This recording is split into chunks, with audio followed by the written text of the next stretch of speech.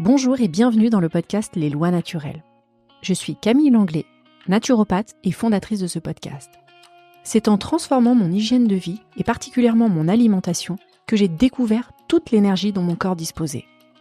J'ai ainsi compris à quel point notre corps peut être puissant lorsqu'on lui donne ce dont il a besoin. Cette révélation a changé ma vie et c'est cette même transformation que je souhaite vous offrir.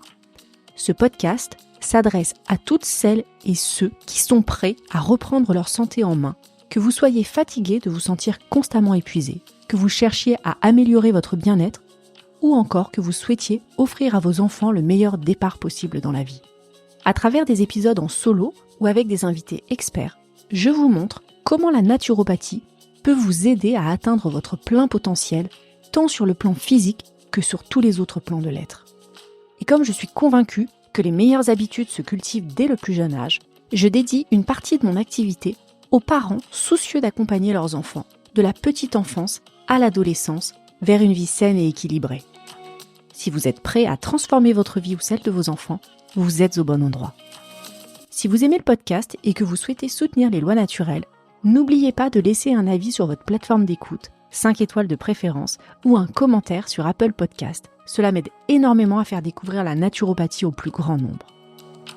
Bonne écoute!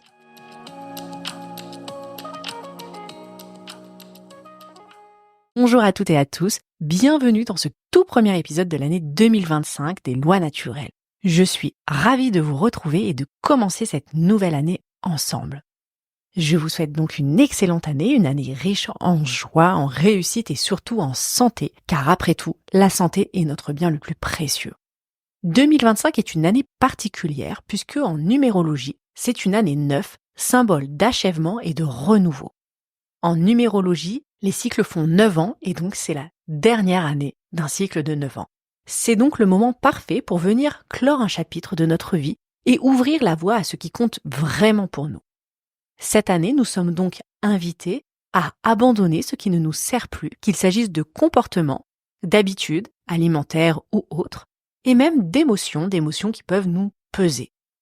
Nous sommes aussi invités à célébrer nos accomplissements et reconnaître le chemin que nous avons parcouru au cours de ce cycle, mais aussi à faire de la place à nos rêves et à nos passions pour avancer en alignement avec nous-mêmes, avec qui nous sommes. Je vous invite donc à démarrer cette année avec une intention forte, celle de prendre soin de vous, de prendre soin de votre santé et de prendre soin du monde qui vous entoure. Si vous cherchez une première étape, alors quoi de mieux que de repenser votre alimentation, ce pilier essentiel de notre santé et de notre vitalité. Aujourd'hui, je vais vous partager 4 conseils qui sont, à mon sens, simples mais puissants pour adopter une alimentation saine mais surtout de façon durable pour l'année 2025. Parce que bien manger de temps en temps, c'est bien, mais au quotidien, c'est mieux. Restez bien jusqu'à la fin de cet épisode, puisque je vous réserve une annonce exclusive, ma première retraite naturo-yoga, une bulle de bien-être que je suis impatiente de partager avec vous. Alors, quels sont ces 4 conseils pour une alimentation saine et durable cette année ? Ma première recommandation, c'est de trouver un endroit dans lequel vous pouvez faire vos courses avec plaisir. L'alimentation saine commence avant tout par les produits que vous mettez dans votre panier. Et souvent, faire les courses peut virer à la corvée. En tout cas, pour ma part, j'ai absolument horreur d'aller dans les supermarchés.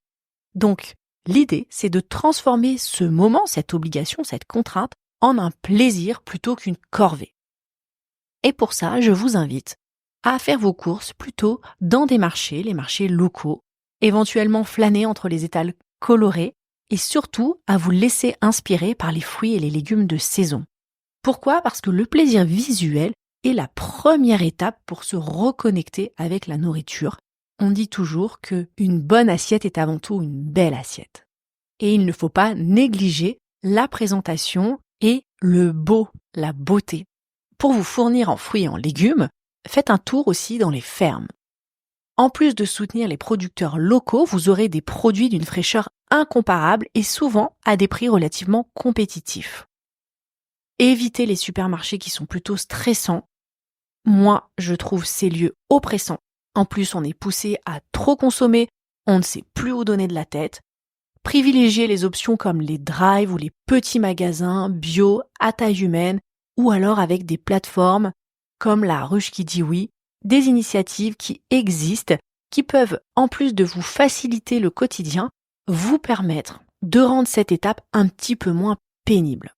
Vous pouvez aussi faire vos courses en ligne. Pour le bio, moi je vais sur le site de La Fourche, il y a beaucoup de produits intéressants à des prix attractifs et surtout, ça vous évite de vous trimballer à droite à gauche pour faire vos courses et ça c'est plutôt intéressant. Vous pouvez faire le plein de tout ce qui est purée d'oléagineux, tout ce qui est épicerie, que ce soit salé ou sucré. C'est très intéressant et ça vous évite de courir dans différents magasins.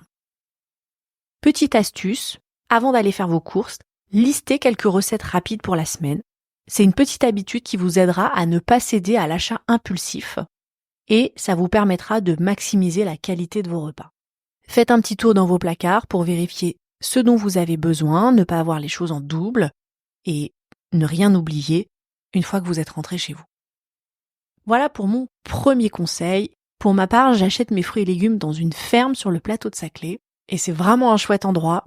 Depuis que je fais mes courses là-bas, ça fait quelques années maintenant, je me suis mise à manger beaucoup de légumes que je ne mangeais pas auparavant, tout simplement parce qu'en fait, ils sont magnifiques sur les étals et que j'ai juste envie d'y goûter, ni plus ni moins, quand je les vois. Et j'emmène mes enfants aussi, puisqu'ils viennent faire les courses avec moi. Et eux aussi, ça leur donne envie de goûter, puisque quand vous voyez ces bons légumes, la couleur qu'ils ont, vous pouvez pas résister. Et en plus, ça vous pousse à respecter la saisonnalité. Ça aussi, c'est très important. Vous diversifiez votre alimentation, vous êtes directement en lien avec le producteur, vous soutenez ces initiatives-là, puisque en tant que consommateur, il ne faut pas oublier que nous avons un pouvoir, nous décidons de soutenir ou non via l'argent que nous dépensons, via l'argent que nous affectons à nos courses. Et ça, c'est important. À mon sens, nous avons beaucoup plus de pouvoir que ce qu'on pense, et ça, c'est quelque chose que je dis assez souvent. Mais je pense que c'est vrai. Voilà pour mon premier conseil, donc prenez du plaisir à faire vos courses. Ma deuxième recommandation, c'est plutôt un constat. C'est-à-dire qu'une fois que vous avez adopté une alimentation saine, j'entends par saine une alimentation qui est bonne pour votre corps, qui vous fait du bien, vous entrez dans un cercle vertueux, duquel vous ne pouvez plus ressortir. C'est forcément bénéfique. Une alimentation équilibrée vous fait vous sentir bien dans votre corps et vous donnera naturellement envie de poursuivre sur cette voie. Donc, comment enclencher ce cercle vertueux ? Ça, c'est la bonne question. Après un repas sain, observez comment vous vous sentez. Est-ce que vous vous sentez léger, énergique, satisfait ? Prenez vraiment un temps pour observer ces sensations. C'est grâce à cette observation qu'après vous allez vous rappeler ces sensations qui vont venir vous motiver pour vos prochains repas et vos prochains choix alimentaires. À l'inverse, quand vous avez fait un repas qui est plutôt lourd, observez aussi ces sensations et éventuellement la fatigue post-prandiale, c'est-à-dire après repas, qui peut venir se faire sentir. Après, vous êtes libre de choisir, mais vous faites les choses en conscience. Quand vous faites attention au déséquilibre, avec un repas trop lourd ou une semaine sans activité physique, vous allez vite vous rendre compte que vous êtes ralenti. Vous avez moins d'énergie, vous n'avez pas une vitalité aussi haute que d'habitude. Donc, évidemment, si ça vous arrive, ne culpabilisez pas, mais recentrez-vous sur vos choix. Et faites des choses simples comme une soupe de légumes ou une journée plus végétale. Pas besoin de passer des heures en cuisine ou d'être un chef gastronomique pour manger sainement. Un petit exemple concret, pour retrouver son équilibre après quelques excès, vous pourriez inclure un jus vert le matin, une salade colorée au déjeuner et puis un bouillon léger le soir ou une soupe de légumes. C'est vraiment un point très important. Ça vaut pour l'alimentation, mais ça vaut pour toutes les bonnes habitudes. Puisque une fois que vous avez passé le cap de tester, que vous avez ressenti le bénéfice de cette nouvelle habitude, vous n'avez plus envie d'en sortir puisque le bénéfice est là. Et donc, dès que vous vous écartez de cette voie, vous retrouvez des effets négatifs. Et c'est cette observation-là qui va vous mettre dans une routine positive, un cercle vertueux. C'est sûr qu'il faut faire le premier pas. Il faut faire un effort au départ, au démarrage, pendant quelques temps. Mais une fois passé cette difficulté, les premiers jours difficiles, c'est comme le sport, les premiers moments, le premier effort, au bout de quelques temps et beaucoup plus rapidement que ce qu'on pense, vous vous sentez mieux et naturellement, vous allez aller vers ces habitudes parce que vous avez envie de vous sentir mieux, parce que c'est plus agréable de se sentir mieux, d'avoir plus d'énergie, plus de vitalité, l'esprit plus clair. C'est plus agréable au quotidien. Je vous invite vraiment à tester et à prêter attention à vos sensations. Ma troisième recommandation pour adopter une alimentation saine au quotidien, c'est d'anticiper un minimum vos repas avec un semainier. Souvent, l'un des principaux obstacles à une alimentation saine au quotidien, c'est le manque de temps et le manque d'idées. On s'aperçoit qu'on fait souvent la même chose et qu'on n'a pas le temps de faire à manger. Le soir, en rentrant du travail, c'est la course. On est souvent fatigué en plus, on n'a pas la tête à ça, on ne sait pas quoi faire. Donc la clé, c'est l'anticipation. Quand vous avez anticipé, c'est un vrai bonheur. Vous savez ce que vous mangez le soir, c'est déjà préparé ou quasi, il vous reste plus que les derniers gestes à faire pour que ce soit prêt. Ça, c'est l'idéal. Je vous invite à planifier vos repas sur la semaine afin que vous ne vous trouviez pas au dépourvu le moment venu. Grâce à un semainier, ça va vous permettre de savoir ce que vous allez cuisiner, mais aussi de gagner du temps et surtout de réduire le gaspillage alimentaire. Vous pouvez préparer vos bases à l'avance, tout ce qui est céréales, que ce soit du riz, du quinoa, mais aussi des légumes rôtis, une soupe. En ayant ces éléments déjà prêts, ça vous permettra de composer en quelques minutes des repas sains et équilibrés. Ce que vous pouvez faire aussi, c'est avoir des jours thématiques pour avoir des repères, puisque les habitudes servent quand même à reposer le cerveau. Et en ayant ces repères, par exemple le lundi pour une soupe, le mercredi pour un plat végétarien, le vendredi pour un plat peut-être un peu plus mijoté si vous avez plus de temps, vous avez une certaine routine qui vous permet de ne pas avoir à vous creuser la tête le soir pour faire à manger. Et mon dernier conseil, ma dernière recommandation, ma quatrième et dernière recommandation, c'est la règle des 80-20. Alors, qu'est-ce que c'est que cette règle ? L'idée derrière ces deux chiffres, elle est assez simple. C'est de considérer que 80% de vos repas doivent être équilibrés et sains, et 20% peuvent être dédiés à des moments un peu plus de plaisir, entre guillemets, sans culpabilité. Attention, je dis bien entre guillemets le plaisir parce que pour moi, des repas sains et équilibrés doivent être des repas plaisir. Si vous n'avez pas de plaisir au quotidien, déjà c'est bien triste, et puis surtout vous n'allez pas tenir dans la durée. Manger sainement, c'est avant tout manger avec plaisir. Pendant les 80% du temps où vous allez avoir une alimentation équilibrée et saine, là c'est le moment où il faut mettre l'accent sur les fruits, les légumes, les crudités, les protéines plutôt maigres, les céréales complètes, les bonnes huiles, très important, riches en oméga 3, et pendant le reste du temps, 20%, ça peut être le week-end, ça peut être quelques soirs de la semaine, où vous avez un petit peu moins le temps, vous pouvez savourer un petit extra. Qu'il s'agisse d'un dessert maison ou d'un bon plat au restaurant, d'un chocolat chaud, d'un burger, d'un plat de frites, que sais-je.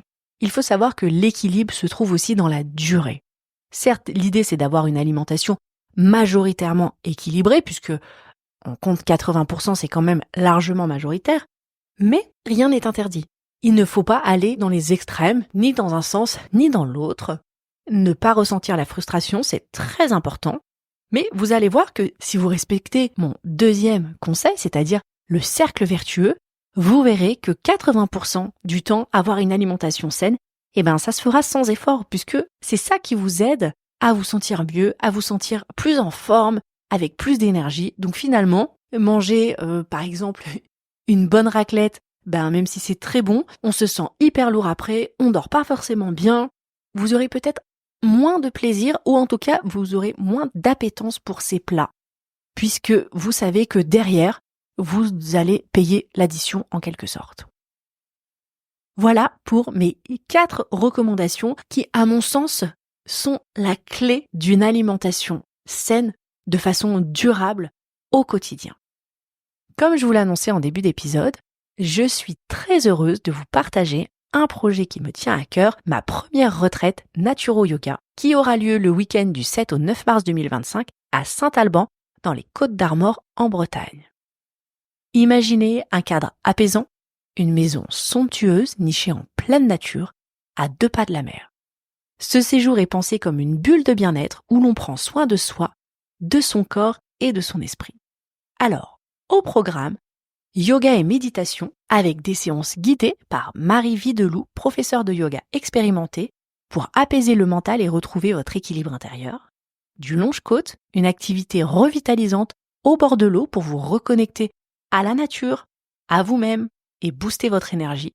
Des ateliers de naturopathie animés par Valérie Boiron, naturopathe et moi-même pour apprendre à intégrer la santé naturelle dans votre quotidien. Des massages pour relâcher les tensions et repartir profondément détendu. Évidemment, nous avons à cœur de vous proposer une alimentation saine et savoureuse. Pour cette partie, je prendrai soin de vous avec des plats végétariens, bio, de saison et plein de saveurs. Chaque plat sera cuisiné avec amour pour nourrir tant votre corps que votre esprit. Cette retraite vous est proposée au tarif exceptionnel de 350 € en pension complète, logement compris. Inscrivez-vous vite, les places sont limitées à 10 participants tout au plus afin de garantir une atmosphère intime et chaleureuse. Si vous voulez plus d'informations, si vous voulez vous inscrire, écrivez-moi à mon adresse mail lesloisnaturelles@gmail.com ou via mon compte Instagram pour réserver votre place. J'espère que cet épisode vous a inspiré pour démarrer 2025 du bon pied. Prenez soin de votre santé, de votre alimentation et surtout de vous-même. Je vous retrouve la semaine prochaine pour une interview passionnante avec une invitée pleine de lumière. D'ici là, prenez soin de vous et surtout, faites de 2025 une année inoubliable. À très vite. Merci d'avoir écouté cet épisode. Rejoignez la communauté des lois naturelles en vous abonnant au podcast et découvrez comment mettre en place des changements simples mais puissants dans votre quotidien. Et si vous souhaitez aller plus loin, je vous invite à prendre rendez-vous pour une consultation en naturopathie où je vous accompagnerai personnellement dans votre démarche de santé naturelle. Ensemble, nous explorerons comment la naturopathie peut transformer votre bien-être et celui de votre famille. Pour prendre rendez-vous, contactez-moi directement via mon compte Instagram, Les Lois Naturelles, ou envoyez-moi un mail à l'adresse suivante, lesloisnaturelles@gmail.com. Je serai ravie de vous accompagner sur votre chemin vers une meilleure santé. À bientôt!